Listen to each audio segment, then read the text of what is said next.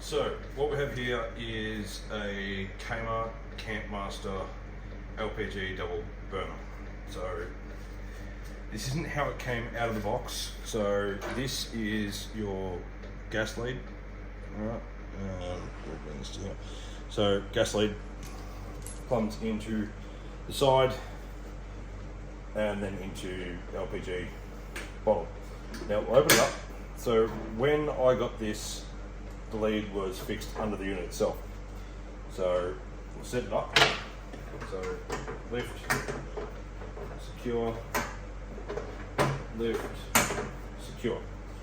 So you get your wind supports, your wind blocks on the sides, pretty small. Does have a bit of space under here, which is good for your ventilation.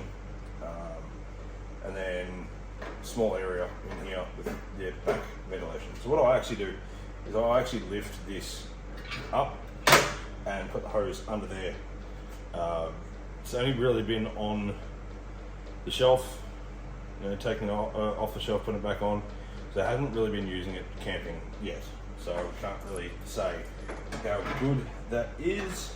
So put it in, right hand twist into the unit itself.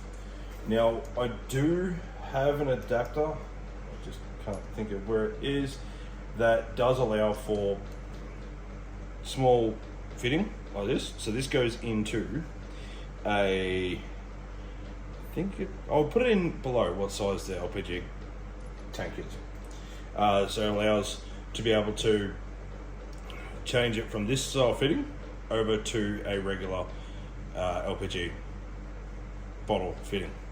So we'll I'll thread this in.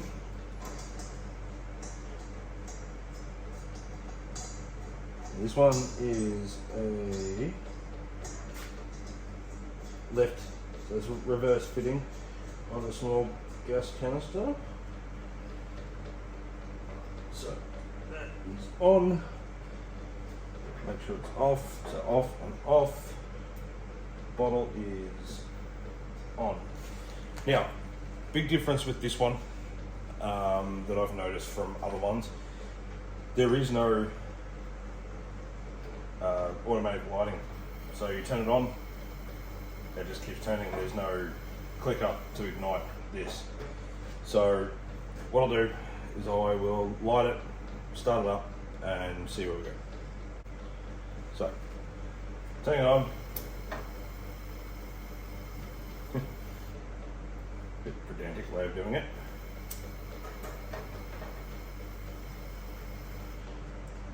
Of course, on the light, that'd be too easy. Right, so it is on. Now, what I have noticed with this, apart from burning knuckle hairs, is once you've basically got minimal control, like a lot of them. Now that's only just on, right? So turn it down a little bit more. You get a bit of a simmer, but you get enough breeze, it will just blow that out completely. So we'll turn it half a turn, right? Half a turn, tighten the bottom. I don't even think it's a half a turn. I think it's like, yeah, we'll say half a turn. All right, gets it fully on. You can keep turning that and it makes no difference whatsoever. All right, so you basically get, we'll say, you know, an eighth of a turn and the gas turns on. From there, you basically get a little bit of an adjustment. There's not a lot. So yeah, we'll do, chuck a frying pan on, as what we did with the previous test. Go through that and then we'll do dimensions after that. So frying pan on. This frying pan is 28 centimeters from bottom to bottom, so across the bottom there. With the frying pan on there, with the windshield in place, you could not fit another frying pan on there. You may be able to fit a saucepan, so we'll just use a billy as a reference. So billy across there. That is hard up against the windshield, hard up against the windshield, right? And I'm not sure how well you can see that down there, but the edge of the burner is right there, okay?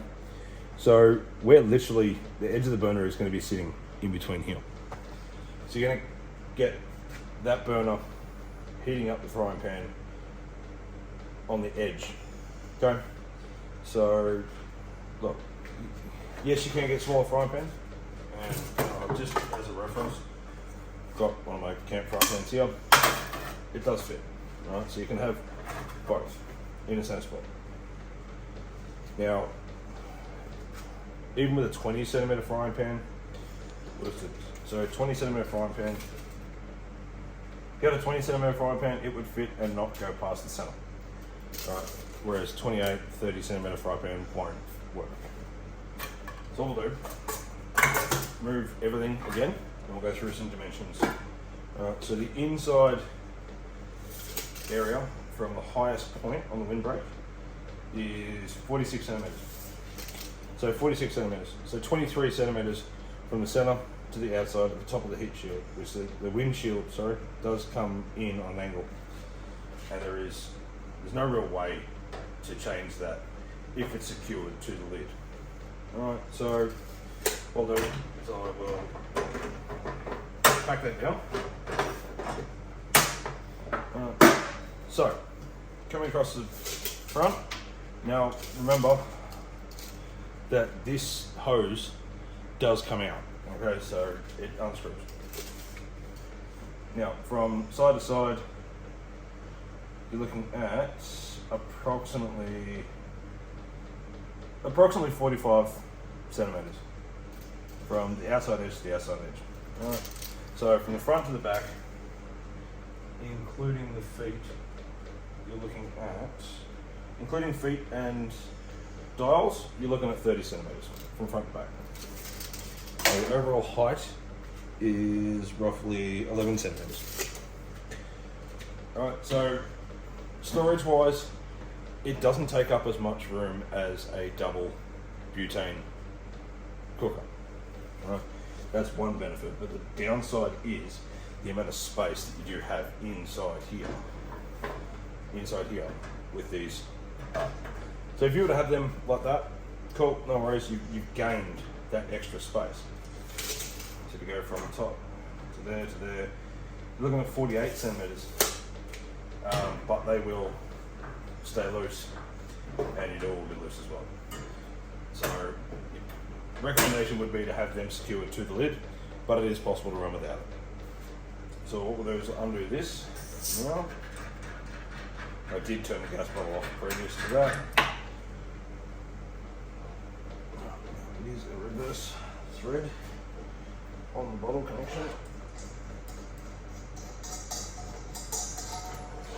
Now I wouldn't recommend doing this in an enclosed environment, being a outdoor unit. It does bring off a lot of